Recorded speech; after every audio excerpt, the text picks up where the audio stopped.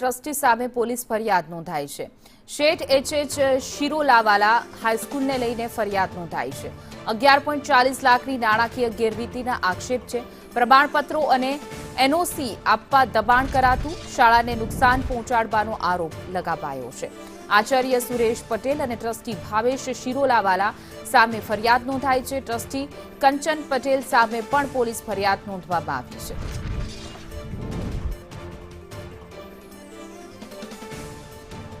બે ટ્રસ્ટી અને એક આચાર્ય સામે ફરિયાદ નોંધવામાં આવી છે।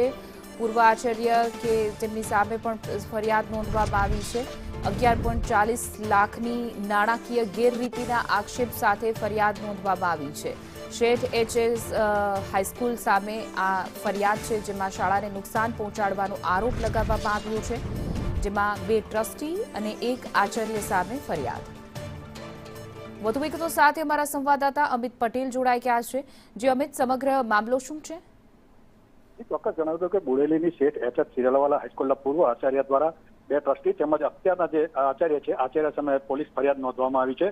આ પૂર્વ આચાર્ય દ્વારા જે ફરિયાદ કરવામાં આવી છે તેની અંદર 2023માં તેઓએ રાજીનામું આપ્યું હતું અને તેમની જે સમયગાળા દરમિયાન તેઓએ 11.40 લાખ રૂપિયાની નાણાકીય ગેરરીતિ કર્યાના આક્ષેપ સાથે બે ટ્રસ્ટીઓ તેમજ જે ચાલુ આચાર્ય છે આ દ્વારા પ્રમાણપત્ર એને રસીદ આપવા માટે દબાણ કરવામાં આવ્યું હતું અને પૈસા પરત જમા કરવાની દબાણ કરવામાં આવતું, જેને લઈને પૂર્વ આચાર્ય દ્વારા બોડેલી પોલીસ મથકે ફરિયાદ નોંધતા બે ટ્રસ્ટી તેમજ આચાર્યની સામે ફરિયાદ નોંધાવી છે।